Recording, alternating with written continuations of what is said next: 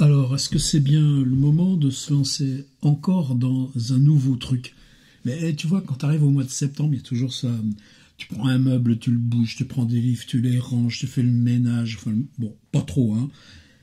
Mais en ce moment, j'ai l'impression que dans ce gros brassement qui se passe, avec l'espace Patreon, les discussions qu'on peut avoir, les échanges Zoom, et puis de l'autre côté, les ateliers qui ont tellement monté en pression, ce qui fait que ça m'appartient plus. Et puis justement, on a des invitations. Et puis dans les ateliers, ce qui s'est greffé aussi, c'est quelque chose qu'on voulait aussi amorcer dans côté Patreon. Comment nos discussions, elles sont liées au projet personnel, elles doivent aller jusqu'à la question de l'édition, de la publication, les questions des outils. Et dans nos cycles d'ateliers, là, si on appelle faire un livre, c'est aussi pour travailler des formes intermédiaires avec les projets personnels, au point justement d'accueillir des PDF qui sont autant d'aventures de lecture comme des livres qu'on sort. Alors tout ça a avancé en même temps, et à chaque fois, moi j'ai l'impression que mon boulot, c'est d'enlever ce qui doit rester là de cloisons transparentes. Et on ne peut pas les prévoir avant que justement cette espèce d'épaisseur, d'énergie qui se développe amène à les voir, si translucides ou fragiles qu'elles soient, en tant que cloison. Et puis là, il n'y a plus qu'à mettre le doigt et les soulever pour les enlever. Alors la question de la revue, pourquoi aller s'embêter avec quelque chose d'aussi archétype, d'aussi ancien? D'abord, moi aussi je suis ancien et j'ai une vieille histoire avec les revues. La première, c'est dans cette fin des années 70, quand je suis venu à Paris. Ces revues, c'est pas qu'elles structuraient le champ de la création, elles avaient ce rôle qu'elles n'ont plus maintenant, de sorte d'embryon, d'étape, de transition avant le grand jeu de l'édition. C'était Digraph, c'était Action Poétique, c'était la revue Minuit, c'était ce qui se passait autour de Change, autour de tel quel. Moi, Digraph, par exemple, a eu une importance énorme dans ce moment de l'accès au premier livre.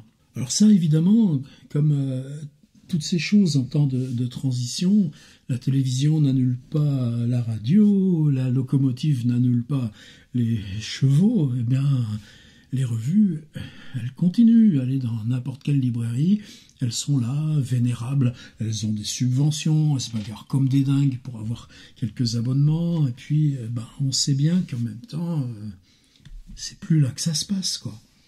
Et moi, là, le changement, ça a été remue.net. Remue.net, moi j'avais ouvert mon premier site fin 97, un site personnel, et dès ce premier site, très vite, besoin d'un espace, je dis tiens, tel copain il travaille ça, tel copain, tiens j'ai lu ça. Et très vite c'est devenu avec un mini espace collectif que j'ai appelé comment? Je l'ai appelé revue. Et puis quand cette revue a commencé à devenir un petit peu régulière, et à l'époque, croyez qu'on n'était pas nombreux sur le web à essayer de faire un petit peu de littérature. Bien, sont venus un groupe de copains, Ronald Klapka, Philippe Ramy et quelques autres, Jean-Marie Barnaud. Ça s'est passé comment? Tout simplement parce qu'on prend contact, parce que tu n'as pas lu ça, là tu as une petite correction à faire, là. Et remue.net est devenue une association en 2000. Vous vous rendez compte? Il y a 20 ans, et ça continue toujours. Alors moi, c'est ça aussi où il faut que je me méfie, parce que en 2005, remue.net avait vraiment pris sa dynamique, sa structuration. Moi, il fallait que je revienne à mon travail personnel. Il y a toujours cette articulation, pour moi aussi, du travail personnel avec ce qu'on fabrique par ou dans le collectif. Et c'est à ce moment-là que je me suis retiré du collectif remue.net. Il y avait Sébastien Rongier, Dominique Dussidour, justement Ronald Klapka qui continuait, Philippe Ramy, secrétaire perpétuel. Toujours un pincement à prononcer ce nom-là. Et j'ai refait ma petite maison. Ma petite maison, c'était Tiers Livre. Puis au bout d'un moment, là, pour moi, c'était plus l'idée de la revue, c'était l'idée de la coopérative d'édition. En 2008, Publi.net, et je pense qu'aujourd'hui, je le referai encore. Où l'idée n'était pas mûre, c'est peut-être justement lorsqu'on est capable, aujourd'hui, peut-être, de commencer à penser, qui était impossible à l'époque, qui m'a fichu les pieds dedans, les deux pieds comme dans une cuvette de béton, c'est ce rapport de l'éditeur aux auteurs. Moi, ce que je voulais, c'est une coopérative. Je voulais des textes laboratoires, parce que l'édition numérique, la lecture numérique, c'était hyper fragile. On apprenait à coder, on faisait nos expériences. On a été les premiers à lancer des abonnements forfaitaires. C'était illégal. On a été les premiers à bénéficier du soutien de bibliothèques comme Beaubourg, comme la BNF, comme la bibliothèque de Montréal, de plusieurs facs aussi, pour lancer ces accès forfaitaires à de la littérature contemporaine, à des expériences de recherche. Bon, c'était peut-être un peu trop neuf, j'avais peut-être pas les épaules assez solides, j'ai jamais été quelqu'un du monde entrepreneurial. Laissons. En 2008-2013, c'était devenu plus gérable, mais aussi parce qu'il y avait toujours cette demande. Nous, on est les auteurs, et toi, tu te démerdes, et à toi de te débrouiller pour vendre, faire circuler, etc. Et ça, quelque part, ça finissait par me tétaniser. Alors je me suis retrouvé, une fois encore, avec ma petite maison. Ça tombait bien aussi parce que j'avais 60 balais. Pour la première fois, je redevenais salarié à peu près plus de 30 ans. J'ai travaillé pendant presque 6 ans dans une école d'art. J'aurais pu rester 2 ans de plus, mais je préférais, là encore, retrouver ma maison parce que je m'y retrouvais plus dans vous savez, cette histoire du temps pour les autres par rapport au temps pour toi. Et là, dans cette histoire de revue et ce projet-là que je voudrais amorcer, c'est encore présent. Mais école d'art, quel bonheur aussi de travailler justement parce que tu as un labo édition, parce que tu as des ordis, parce que tu fabriques. Tu as ces ateliers que prennent les étudiants collectivement en première année, et plus personnel ensuite, où ça fabrique. Ça m'a remis dans l'idée de la fabrique. Et quand vous avez le pli, c'est pas possible d'arrêter. Question sur moi-même, et ça fait partie là de ce que j'ai à brasser. C'est-à-dire, tu as ces textes qui circulent, tu as alors beaucoup là encore, jeunes auteurs, mais pas forcément. Et le mur de l'édition, puis se dire, mais ce texte, il y a quelque chose à en faire. Et puis en même temps, cette voix-là, qu'est-ce que c'est le travail d'édition? C'est un repérage, c'est une flèche symbolique sur ce texte, c'est produire une régularité. Tu viens pas lire tel texte, tu viens lire la parution mensuelle de cette revue en ligne. Et puis là, tu découvres qu'effectivement, si tu prends quelques années après la liste des auteurs, il y en a un paquet qui ont tiré leur chemin ensuite. Et donc ça vaut le coup. À l'époque, justement, c'est ça aussi cette question, quand je dis je reviens dans ma maison. Ma maison, elle s'appelle Tiers Livre. Alors, c'est rigolo. Au printemps dernier, il y a une boîte qui faisait de la pub pour des stylos marqués le Tiers Livre. Et j'en avais commandé une boîte. C'était pas cher, ça te revient peut-être à 50 centimes le stylo. Et régulièrement, quand on m'achète des livres, puis qu'on me commande 2-3 livres à la fois, je rajoute un petit stylo. Il me reste encore. Et bien, depuis cette boîte, je pose ça là, elle n'arrête pas de m'envoyer des propositions de nouvelles pubs. Alors, j'ai plein de stylos différents qui m'arrivent, même un avec un numéro de téléphone que j'ai jamais plus utilisé depuis au moins 20 ans. Puis vous voyez, c'est un calendrier qui s'appelle Bonne fête, qui brille, etc. C'est marqué le tiers livre. Oh, c'est joli. Le tiers livre qui vous souhaite un joyeux Noël. Je change de sujet là, un peu trop. Pas tant que ça, si je dis que ma maison, c'est le tiers livre. Alors, ça c'était donc en 2013, et c'est le virus qui m'a repris. C'est-à-dire, j'ai acheté un nom de domaine, un de plus, je crois que j'en ai eu une vingtaine. Officiel, anonyme, caché dans le nuage avec aucun lien qui va dessus. Attendez que je chausse mes lunettes pour mieux vous entendre, que disait Rabelais. Ouais, il y avait cette idée de laboratoire, puis ce laboratoire avec toujours des choses qui circulaient.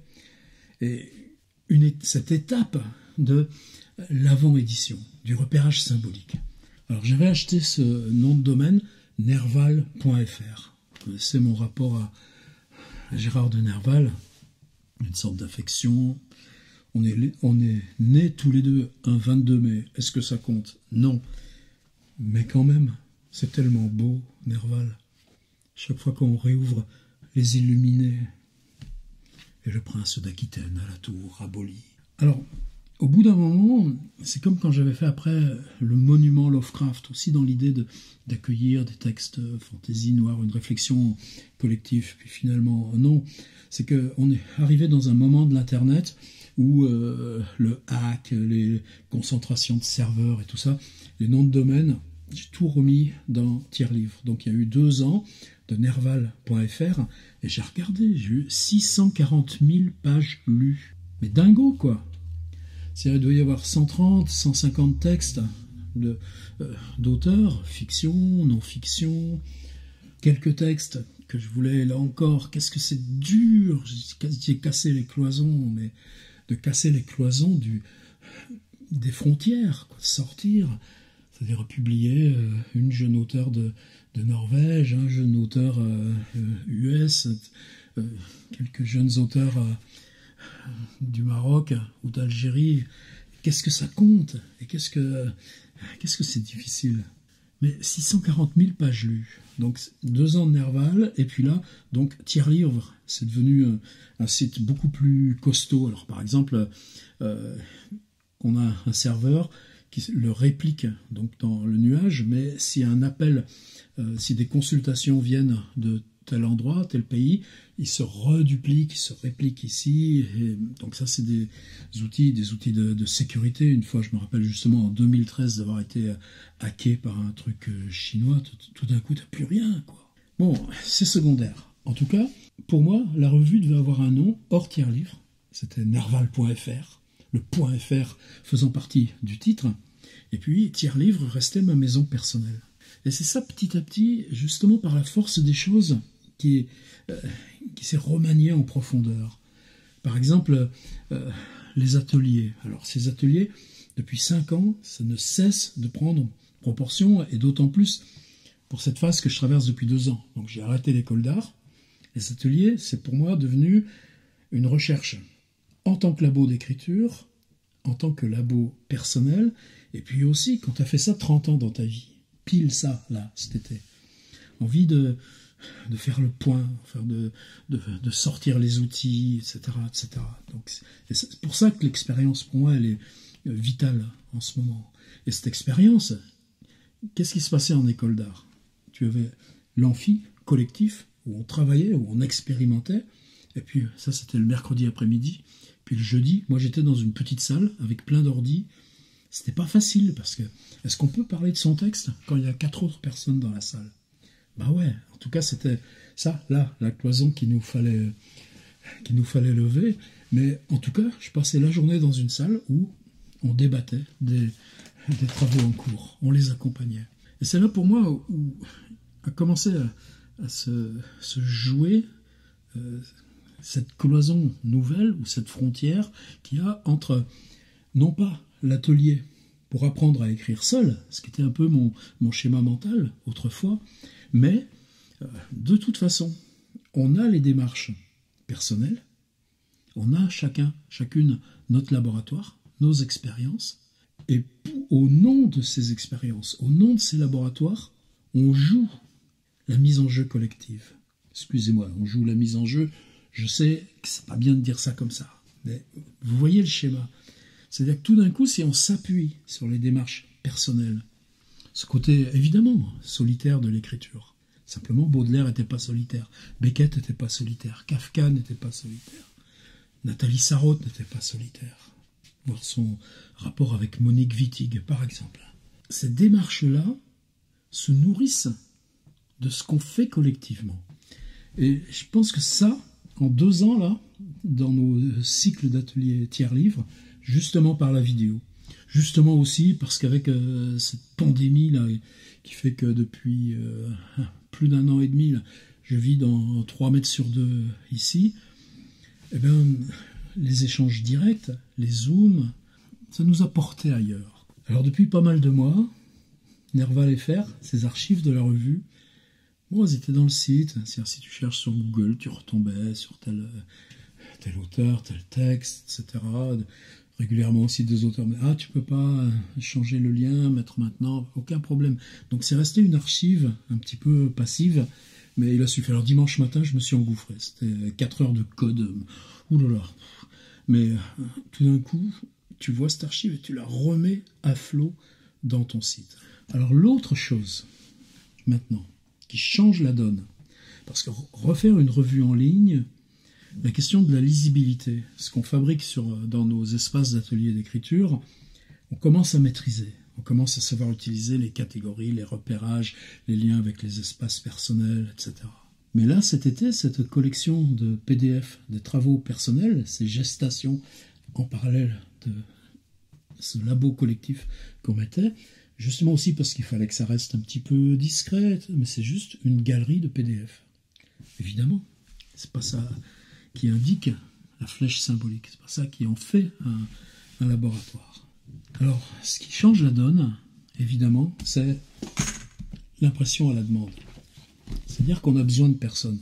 C'est clair, t'es du numérique, t'es au banc, pas question que t'aies des subventions, des trucs comme ça, c'est des boycotts qui, par exemple, à l'échelle régionale, prennent des côtés cloche-merle qui vous font sourire à un point. Ça, c'est pas grave du tout, mais justement, notre fierté, c'est que dans ce modèle d'indépendance économique, on y arrive.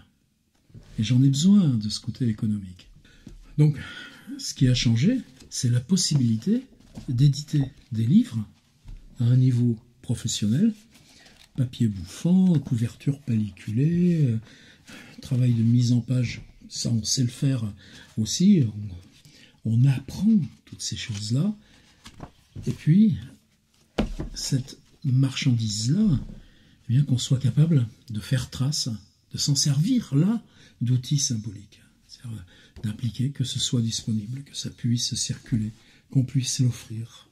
Alors, à grande échelle, faut bien se rendre compte que pour les revues classiques, il y a longtemps que c'est plus à grande échelle. Et que nous, par contre, quand on retrouve le geste, quand on retrouve là cette densité du partage un à un, une à un, dans l'intérieur là de nos échanges, eh bien, cette force symbolique de l'objet, elle revient. Alors sans cet appui sur le print on demand, je crois que pour moi, l'idée de la revue, j'aurais pas refait le pas. Est-ce qu'on peut se dire qu'on reste par contre dans une revue uniquement imprimée, qui sort, l'idée là, par exemple, un numéro par saison, tous les 3 mois? C'est pas non plus ça le laboratoire. Le laboratoire, il s'ouvre, c'est des commentaires, c'est accueillir facilement.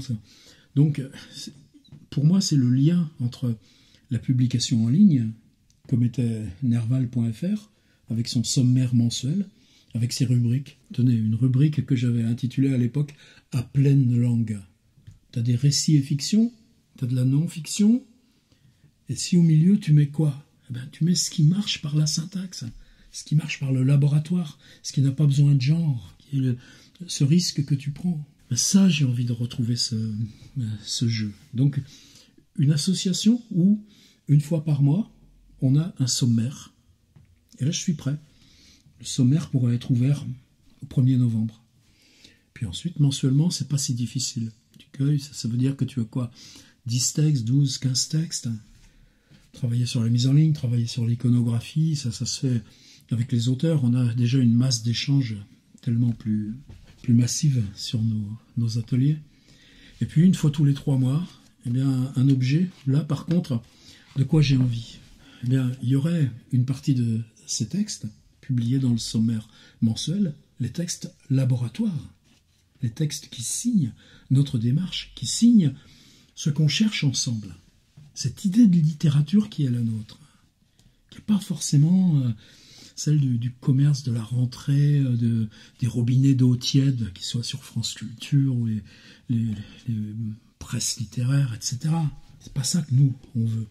Mais en même temps, dans cet objet, pouvoir aussi faire des invitations hors de notre communauté, des invitations à un ou une auteur qui pour nous compte dans sa démarche, dans ses travaux. Tu as besoin de 10 pages, te voilà 10 pages. Et puis aussi pour moi ce qui avait signé l'ADN de Nerval, c'est dire tous les mois invitation à un photographe. Et bien, là, se dire que si on fait une revue qui ressemble un petit peu à ça, en format, sur là, je ne sais pas, ça fait en tout cas 160 pages, mais ça peut être 96 pages, ça peut être 200 pages, on va voir ça. Et j'ai besoin qu'on en discute ensemble de ces choses-là. De toute façon, il faut essayer qu'à tel endroit, un cahier de 4 ou 6 pages soit confié à un photographe, un cahier de 4 ou 6 pages soit confié à tel ou tel artiste visuel. Évidemment, j'ai déjà des noms qui me dansent dans la tête. Pourquoi, là aussi? Pour se faire valoir? Non, c'est le contraire. C'est dire, on est en relation, on a des relations fortes d'échange, là, sur le web en permanence. Eh bien, si on passait au-delà dans l'invitation. Ce mot invitation, pour moi aussi, c'est des choses, tu les trouves une fois, et puis après, tu t'aperçois qu'ils sont toujours là, devant toi, sur le chemin. Donc voilà où j'en suis. Alors, ces questions d'impression graphique aussi, ce qui n'existait pas. Tenez, là, par exemple, c'est la revue Uncut qui fait ça. Bon, c'est des magazines, on s'en est plein dans n'importe quel marchand de gare. Vous voyez ce qu'on peut faire en mise en page, mais la qualité des papiers, la qualité des impressions, le culot là, des mises en ligne. Bon, là, on est sur Bob Dylan, donc ils savent qu'il y a un gros tirage derrière. Moi, je ne saurais pas faire ça tout seul. C'est de l'InDesign, c'est au-delà de mes capacités. Mais la question, est-ce qu'on peut mettre en place ensemble? C'est justement le petit moteur économique. Faire un podcast, moi, je ne peux plus passer trois nuits entières à faire ça. Mais par contre, dans la mesure où j'ai cette microstructure, c'est comme des petits Lego qu'on assemble. Ça s'appelle tiers livre éditeur. Je peux rémunérer quelqu'un qui me fait le montage podcast. Je peux rémunérer quelqu'un qui me fait la mise en page InDesign. Et je ne m'en priverai pas. Mais c'est pour ça que ce que tu apprends là, dans toutes ces étapes, et en particulier l'expérience dure, avec... je pense épisode même Burnout qui a été publi.net, et puis au lieu de se dire tu mets au sommeil pendant 4 mois, de dire non, allez, je passe à l'équipe, et puis on voit ce qui est une question qui reste toujours là pour moi, surtout après le décès en juillet de Philippe Aigrin, qui avait justement repris l'aventure avec ses subsides. Donc c'est toujours ces choses-là, ça reste. Il me passait même... C'est pas des lubies, tout est possible. Se dire pourquoi pas racheter même une maison d'édition, il y en a plein qui font un super boulot, et puis dire bon, moi je reprends ton catalogue, tu reprends quoi? Tu reprends ce petit Lego, du fonctionnement. Bon, mais pour l'instant c'est pas ça mon truc. Je pense que on laisse le vieux monde continuer comme il va. Vas-y, goodbye. Et nous là sur le web, avec nos outils, justement parce qu'on est artiste, on se démerde. Parce qu'on a été pioché à la charité publique là, sur les aides Covid. Ben non, parce que justement, nous, on travaillait à fond, quoi. Et ça, quelque part, en toi, tu l'assumes profondément comme étant, dire, c'est le visage, aujourd'hui, de mon indépendance et ma liberté. Dans un pays où cette intervention de l'État, des institutions, des étapes, régions, etc., est si lourde, si normatrice, si excluante, eh bien, voilà, on s'est donné les moyens d'avoir nos outils et puis de faire, parce qu'il y a le web. Et ça, je pense, évidemment, j'ai eu la chance de faire ce séjour au Québec, cette année entière au Québec, il y a 10 ans. Je pense que les copains québécois ne se rendent pas compte de ce qu'ils ont intégré là comme vision du démerde-toi et fais-le. Et comment nous, on peut apprendre ça à leur contact.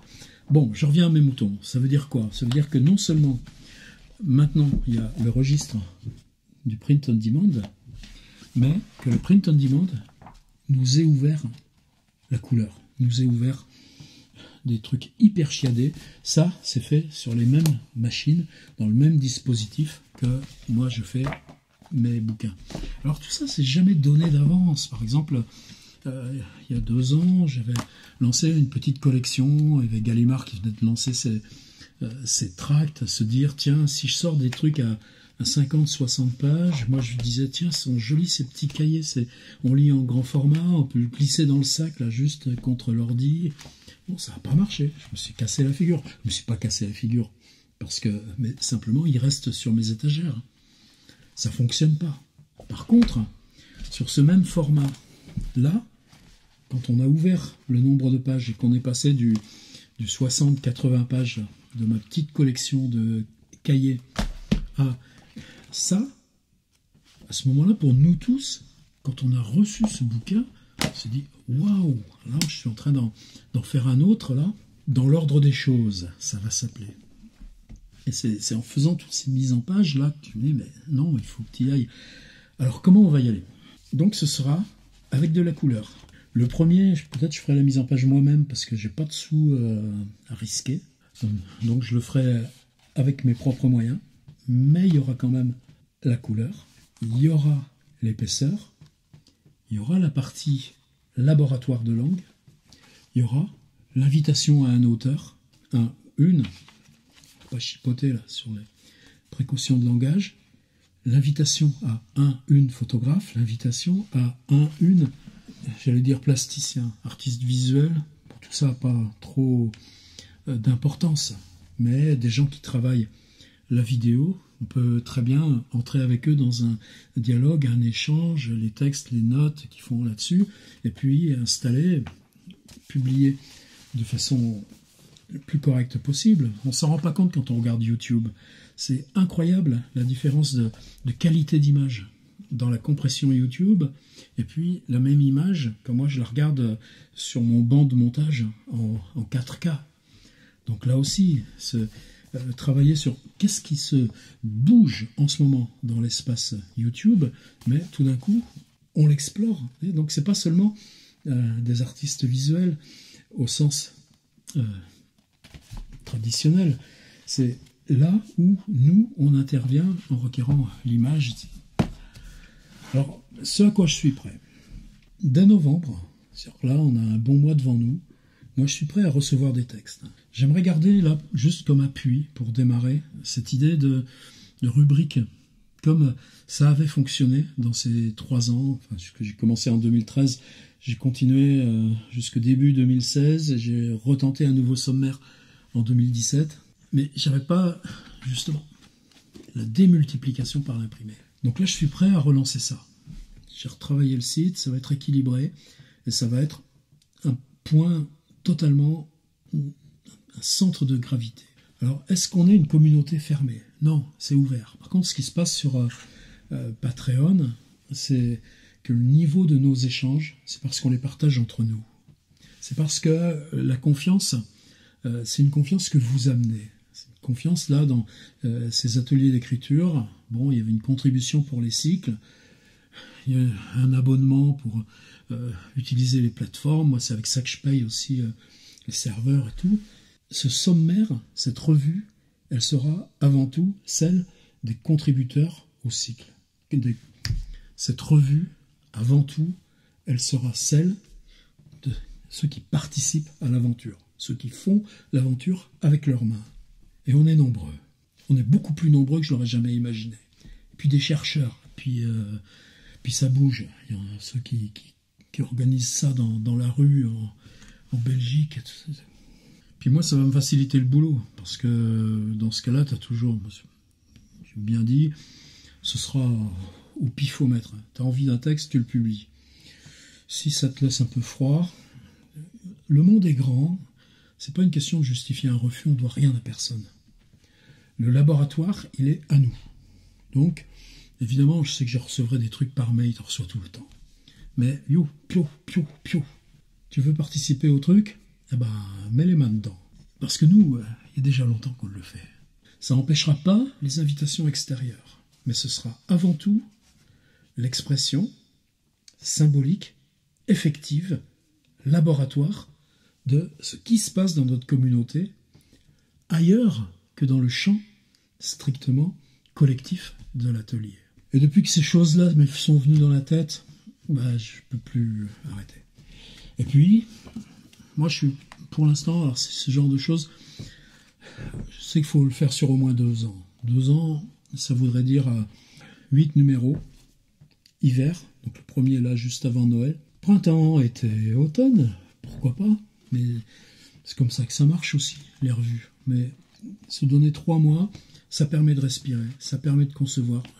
J'ai une affinité, parce que j'ai sorti ce truc là qui a rien à voir, encore que c'est des élèves là, des lycées professionnels du département qui ont conçu des bancs publics pour un très joli petit village ici, Rochecorbon, pour habiter leur territoire, leur ancrage, toutes ces variétés, c'est symbolique, avec des choses qu'ils inventent et qu'ils ont travaillé avec les meilleurs manufacturiers. Et tout ça, ça se rejoint un peu. Bon, en tout cas, j'ai une affinité pour ce format carré. Je ne sais pas pourquoi. Peut-être parce que justement, ça éloigne un petit peu de l'idée de livre. Ça, c'est du 21 sur 21. Je peux le faire aussi en 22 sur 22. Mais le 21-21, je crois que c'est ça que j'ai envie d'essayer. Ce 21-21, il lui faut une épaisseur minimale. Donc je vois bien un truc de 120, 140 pages, peut-être plus. Après, c'est pas la question du nombre, mais il y a une masse minimum. L'idée de cahier, parce que ça pourrait être un cahier tous les 15 jours. On peut tout faire. C'est ça qui est incroyable. C'est pas qu'on peut tout faire, c'est qu'on peut le faire avec les mêmes machines que les boîtes les plus pros, les plus lourdes. Et nous, par contre, qu'est-ce qu'on garde ? On garde la légèreté, parce qu'on fait tout ici. Notre petit labo, il est là.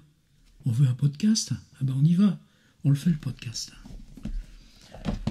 Alors, c'est quoi la plaie pour les revues ? C'est dire, tu payes l'imprimeur, et puis après, il faut que tu en vendes un minimum. Si tu n'en as pas vendu 140 ou 200, tu plonges. Et puis ça va très vite. Bon, et nous, déjà, on ne paye pas l'imprimeur. Ça s'imprime uniquement si c'est acheté. Ça aussi, ça change complètement la donne. Sinon, comment vous croyez que j'aurais un catalogue de 50 bouquins, moi, sur Tiers Livre Éditeur, avec 2 commandes par jour. Et encore, je m'estime heureux d'avoir mes 2-3 commandes par jour. Avec mes Lovecraft, avec Outils du roman, avec Contemporain et quelques autres. Ça, c'est le paradoxe du web. C'est pas les choses les plus perso, les plus pointues que tu vas diffuser comme ça. Mais parce que tu diffuses des choses qui, elles, ont une sorte d'inertie éditoriale, eh bien, tu peux aussi avoir des trucs pointus, même si eux partent beaucoup plus au compte-gouttes. Alors, là, ce modèle qu'on a fait là pour... Alors, quand on a sorti ce livre en juillet sur 2 lots, pour moi, c'est quand même lourd, quoi. Ça veut dire, il faut être là pour quand les cartons arrivent, il faut vérifier la réception, après tu imprimes les factures, après tu les mets dans des enveloppes, c'est-à-dire tu vas acheter tes enveloppes, tu ramènes ta grosse bassine à la poste, etc., etc. Il n'y a pas de problème, tu le fais volontiers. Et à ce moment-là, tu peux avoir une viabilité. Mais l'idée que j'ai pour ce format carré qui va venir, c'est que, bien sûr, une fois imprimé, sorti, il sera toujours accessible via mon site.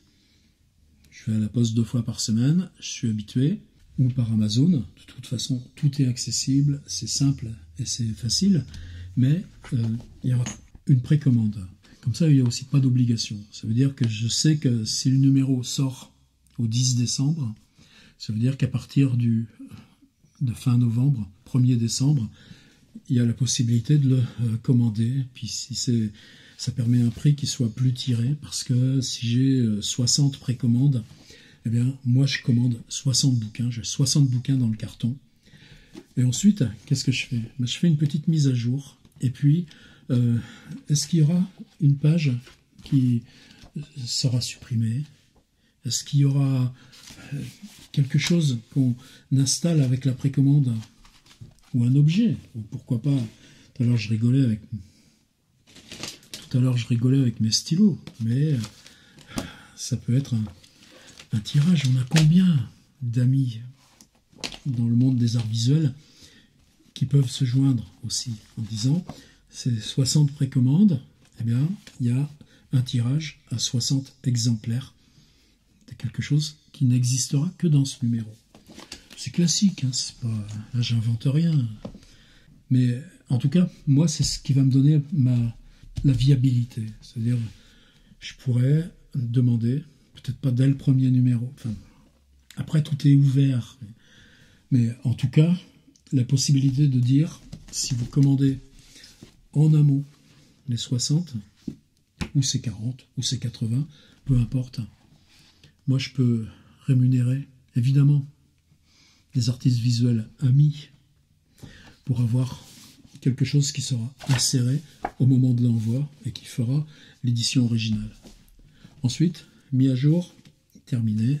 Vous pourrez toujours demander les numéros, mais il n'y aura plus ce truc-là. Bon, là je gamberge, je rêve, c'est pas trop important, mais vous voyez que cette question de la finance, c'est pas lucratif. Bon, je me débrouille. C'est que ce qui rentrera, ça me servira à rémunérer ceux qui aideront, et puis pourquoi pas rémunérer même si on invite des artistes. Tenez, je vais vous faire un arrachage. Il ne faut pas qu'ils regardent. Jérémy Liron, t'as pas regardé. J'avais vu ça une fois sur le Facebook de Jérémy. Moi, c'est des objets qui m'intéressent. Ceux qui ont lu mon bouquin autrefois, Autoroute, ils le savent. C'est ces espèces de bassins hydrographiques là, pour... qu'est-ce que c'est une route? Quand il pleut, ça déverse des centaines de litres. Donc tu les écluses avec ces espèces de bassins normalisés. Puis il y a ça aussi dans les trucs d'épuration, etc. Mais là, j'avais vu ça sur le Facebook de Jérémy. J'ai dit, mais c'est dingue ce truc. Je sais même pas si c'est une gouache, une aquarelle. Mais c'est pas parce que j'ai travaillé en école d'art. Moi, mon truc, c'était l'écriture. C'était pas leur truc à eux. Mais en tout cas, cette image de Jérémy Liron, waouh! Alors, je lui avais mis un petit mail à Jérémy. Je lui dis, waouh, cette image, je te l'achète. Parce que ça aussi, pour moi, c'est important aussi, cette idée de transaction. Tu vends un livre, tu achètes une œuvre. Et ce que me répond Jérémy, peut-être que j'avais un peu de retard sur ce qu'il est devenu. J'ai vu toutes ces galères à ce mec-là, depuis plus de 10 ans, là, quand il est sorti des Beaux-Arts de Paris. Il me dit, je peux pas te la vendre. C'est plus cher qu'une guitare. Bon, je suis capable d'acheter une guitare, mais c'est pas la même chose. Et puis, même pas une semaine après, qu'est-ce que je vois arriver dans une super enveloppe? Jérémy m'avait envoyé sa guitare image. Alors, pourquoi je raconte ça? Parce que, par exemple, ce serait ça pour moi l'idée, c'est-à-dire dire à Jérémy, est-ce que tu m'autorises un tirage de 30 ou 40? Et là, je le fais faire par un imprimeur, pas en industriel. Et puis, la précommande, elle sera vendue avec ça. Et là, évidemment, vous voyez, c'est ça les circuits. Moi, je le rémunère, mon Jérémy. Elle est pas belle, mon image. Mais bon, il n'y a pas que lui. J'ai d'autres idées. J'arrête là. Oui, on est en train de tout brasser, tout changer. Oui, j'ai changé les systèmes d'abonnement. Oui, on lance des podcasts. Oui, j'ai du boulot perso. Alors là, j'ai ces petites vidéos d'1 minute, là, où je ne sais pas pourquoi je les fais. Mais je sais que je suis pas au bout de cette aventure là, un peu fantastique où ça m'emmène. Mais après ces cycles et ce qui s'est passé cet été, après ces histoires d'embryons de livres et de PDF qui se lancent, le labo, il me le faut. Alors après, se dire, tu l'appelles comment ta revue? Tiers livre? En gambergeant à ça, j'étais justement à faire un exercice sur ce livre de Daniel Colobert qui s'appelle Dire, rouge 1-2 en noir. J'échange autrefois. Dire. Je me suis dit, ta revue elle s'appellera Dire. Alors Dire, eh ben, c'est lancé. Si vous êtes encore là à écouter, c'est que ça vous concerne. Premier sommaire web, ce sera mensuel, ce sera en novembre. Et pour moi, toute la structure, l'architecture est en place parce que c'est celle qui existait déjà pour Nerval et tout ça. Tous les 3 mois, et je pense que je prends avec moi un contrat d'au moins 2 ans, 8 numéros trimestriels. Une revue qui sera carré 21/21. Oui, plus besoin de discuter, hein, je décide en même temps que je cause. Dont l'intérieur sera couleur, qui sera structuré avec des invitations à un auteur, une autrice, des photographes, des artistes visuels. Ça nous en fait 3 hein, par numéro. Et puis le reste, notre laboratoire. Même moi, j'écrirai dedans. Voilà, c'est ça que j'avais à dire. Je vous le dis dans un moment où tout se chamboule. Jamais la distance au vieux monde, livres, prix, rentrée littéraire, etc., m'a semblé aussi s'éloigner aussi loin. Puis en même temps, cette énorme confiance qui est que, avec ce qu'on a fait depuis 1 an et demi, y compris par cette pandémie là, qui nous a tous contraints à se traverser intérieurement jusqu'au fond, par le fait que nous autres auteurs, tu crois que le taf va se refaire parce qu'on en est sorti? Non, il n'y a plus rien, enfin, quasi plus rien. Donc c'est le web qui devient notre maison. Alors cette maison, habitons-la, et habitons-la à un autre niveau. Bon, j'arrête de toucher ça parce que j'ai l'impression que je touche déjà ma revue qui n'existe pas. Mais ça me fait le même effet que en lançant remue.net, l'association, qu'en lançant publi.net, la coopérative. Que le jour aussi où j'ai dit, tiens, mon atelier, je vais le faire en vidéo. Tout ça, c'est une espèce de cohérence, quelque chose qui vous pousse dans le dos. Et quand ça vous pousse dans le dos, tu dis, ça peut pas être autrement. Ça fait quasiment 5 ans que je l'ai fait. Mes livres, tout seul. Allez, j'attends vos retours.